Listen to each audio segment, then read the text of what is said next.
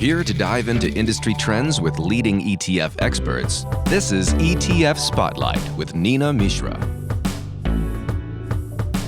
Hello and welcome to ETF Spotlight. I'm your host Nina Mishra.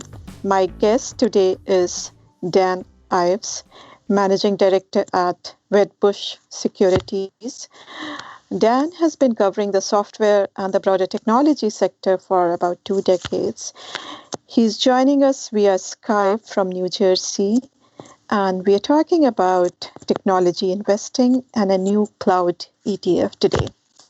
Dan, welcome and thanks for joining us. Oh, thanks for having me. Okay, so I wanted to start with your thoughts on the recent market action. After a brutal sell-off in late February and March, stocks have rebounded nicely over the past few days because investors have started looking for signs of the eventual recovery from this crisis. And it appears that the worst of the outbreak may be over with slowing infection rates. At least we are hoping for that. But do you think the worst is over for stocks now? Yeah, I mean, in my opinion, we saw a bottom in late March. I think that's really where the selling fatigue started to set in, and then really the Fed put a floor in. And I think that was obviously a huge catalyst. I can tell you from a technology perspective, a lot of the valuations, especially in tech, got to a point where unless you think this pandemic goes on for 18, 24 months, you're buying a lot of the secularly well-positioned winners in cloud, 5G, semis, and others. So I think there's still obviously some rough roads ahead. It's going to be a brutal earnings season. But I think investors are kind of looking on the other side of the dark valley in terms of valuations, as well as no doubt in terms of the curve and everything you're seeing from the virus perspective. It feels like the worst, at least, is over in the near term. Okay.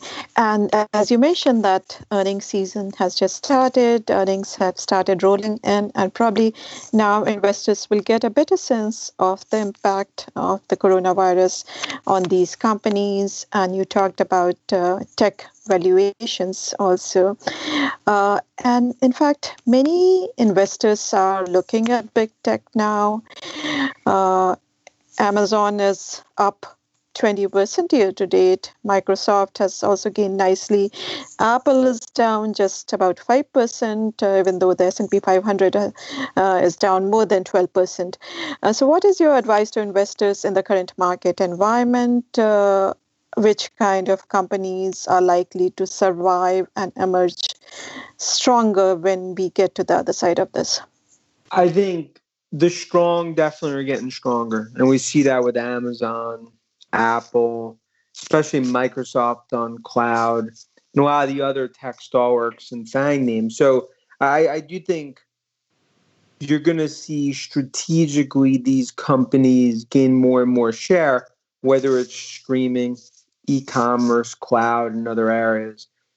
But I do believe certain areas of the tech food chain are going to see outsized growth on the other side of this. And cloud continues to be an area that we're very focused on, because I think in 20 years of covering tech on the street, the cloud transformation, it's probably the most, I would say, largest and aggressive theme that has meat behind it, where the spending's there. It's not just hype. And I think you're seeing that today. I mean, when you look at the pandemic and you look at the remote from home, of course, there's applications like Slack, Citrix,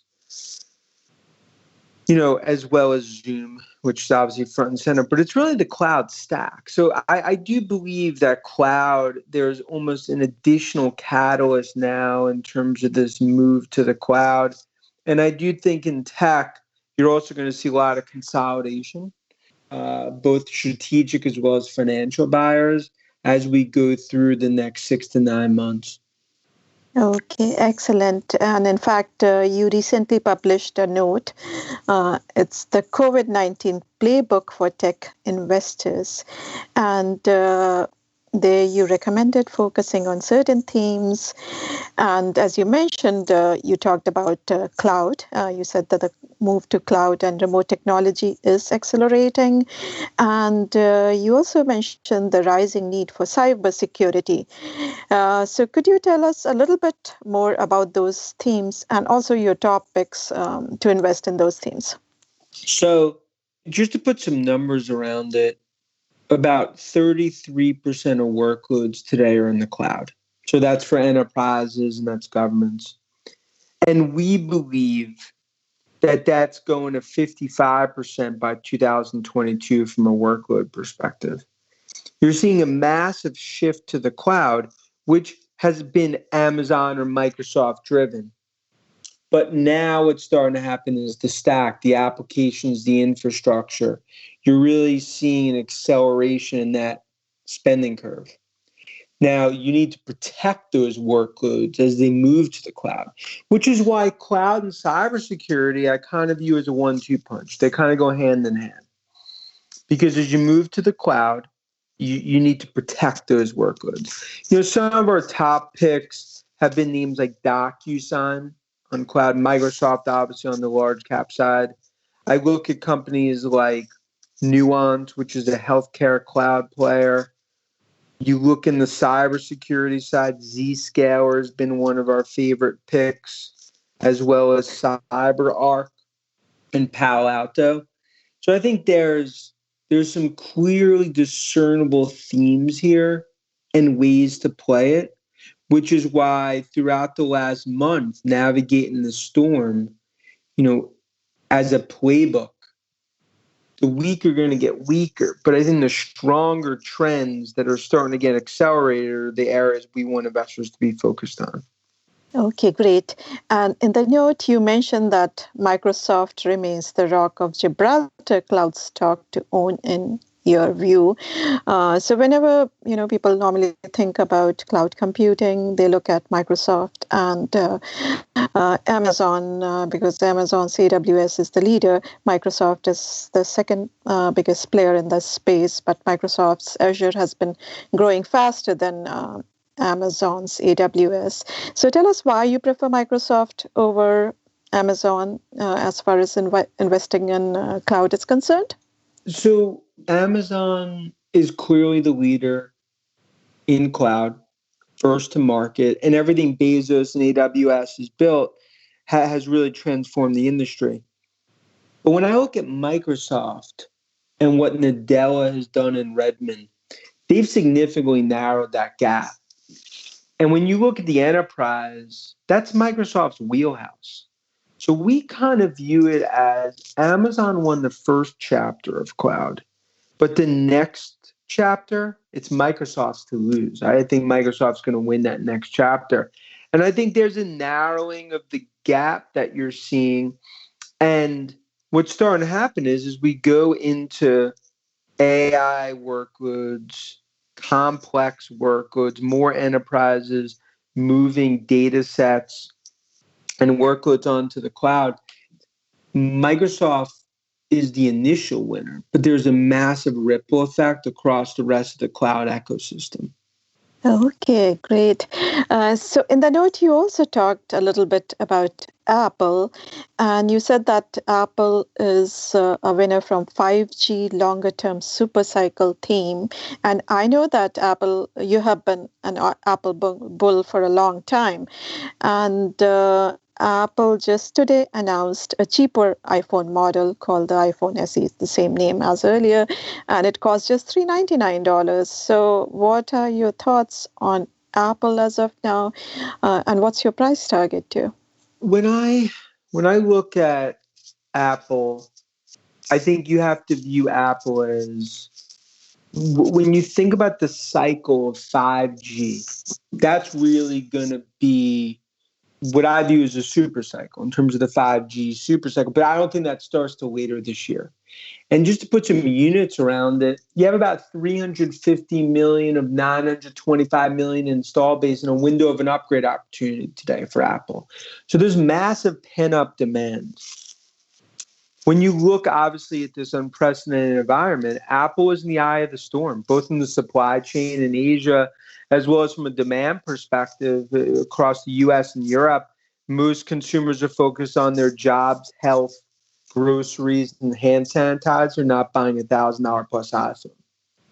And I think it speaks to why when you look at the SE, which I'll call it iPhone 9, that was released into the market today, that's really more of an entry-level phone, $399 price points, where Apple is looking to garner not just entry-level, but especially in some other emerging markets where lower price points is really a big focus for Apple.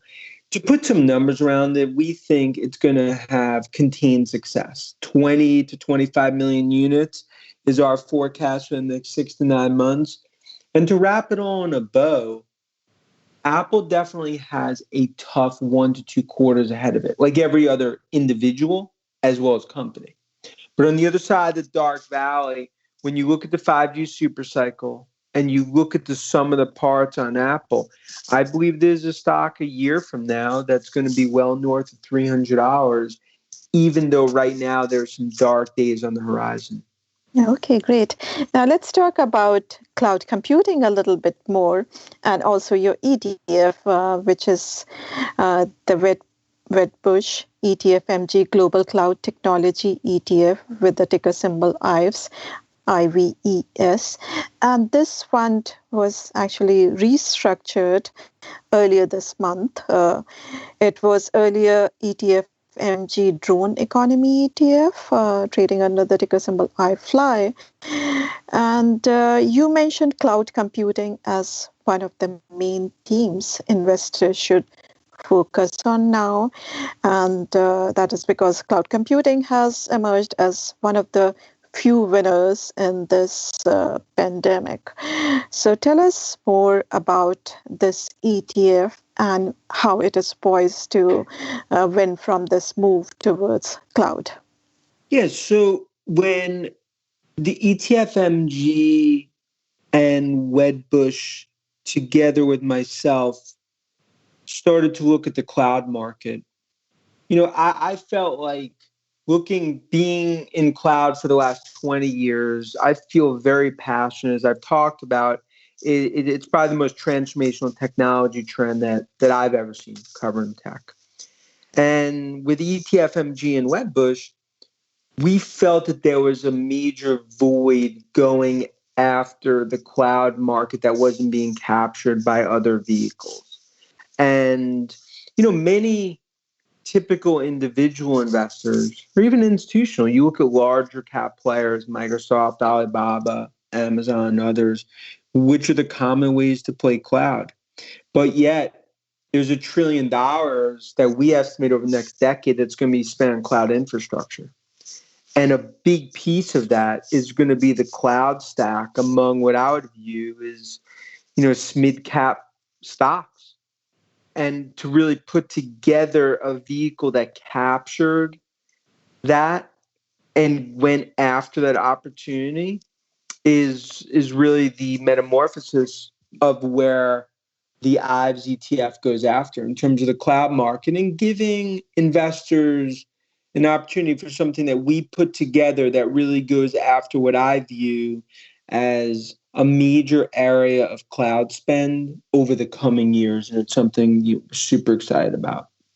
So there are 3 more cloud computing ETFs already on the market. That includes the one by First Trust with the ticker symbol SKYY, this one by GlobalX, CLOU, CLOU, and this one by Wisdom Tree, WCLD.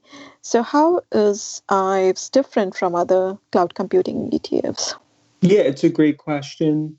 And I would say there's a handful of ways that this is different. And it was something where I didn't want to, together with ETFMG and Wedbush, come out with an ETF that was the same strategy and focused on the same names as many others are focused in cloud. This was really to come out with a global, with heavy exposure to Asia, one that was really focused on mid-cap names. call it 200 million to roughly 10 billion, but really focused on the cloud stack. Not necessarily the application players, but what I view as kind of the brains, the hearts and lungs that really fund cloud. And when you look at from the storage side to the infrastructure, to areas like call centers, to the integration, to cloud tools, to really put together the names that we view as going after that opportunity. So we really focused on the cloud stack, the infrastructure, and much more of an SMB global focus.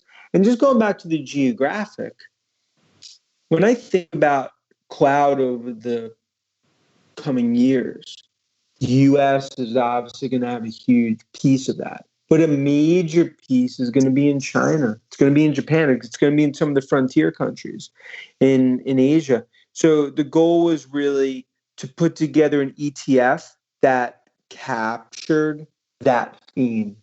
So this does not include the obvious leaders in cloud computing market, the Amazons and Microsoft, but rather focuses on more pure play companies and more small and middle-sized companies, which you call the uncovered gems of cloud computing. Is that correct? Well, that's exactly it. And really the goal here as an investor, and I can tell you institutional investors who I've talked to for decades, when you think about the cloud opportunity, it's not just the 3 to 4 to 5 names. We're talking about 50 to 60 names. Really, for starters, you could really broaden out even further than that in the public side.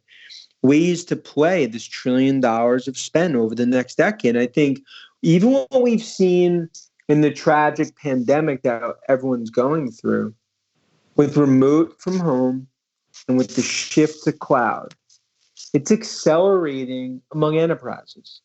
And as enterprises need to focus more and more on cloud, many were caught flat-footed.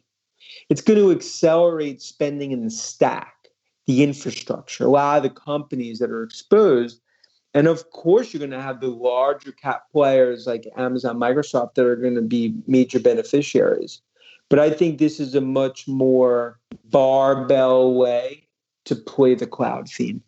So I'm looking at the ETF, and as you mentioned, it is because this is a global theme. So that is why the ETF has about 45% exposure to global company, and US accounts for about 55%. And as it mainly focuses on smaller and mid-sized companies, there are many names that investors are not very familiar with. Software AG is the top holding, then NICE, Sync AB, and there are many others which I have not heard about. So could you tell us a little bit about some of the top holdings, what they do, and just why you like them? Sure, and I think when you talk about it's a names that a lot of people haven't heard of, I think it's true, but yet it's names that a lot of institutional investors know well because it speaks to some of the cloud stack names. Like when you look at a company like Nice Systems is a core part of call centers moving to the cloud, where Nice has been one of the main facilitators of that. And I think when you look at a company like NICE, that's where they've played.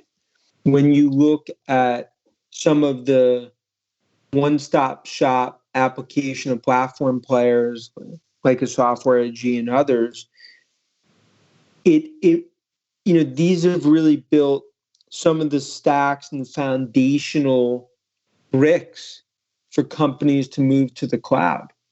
And what our ETF is also focused on, it's focused on the data center plays, the infrastructure, but also the software and some that quasi go into applications, because I think that is the key part of the stack that investors need to have exposure to. Okay, great. Anything else investors need to know about technology investing in the current environment or your ETF?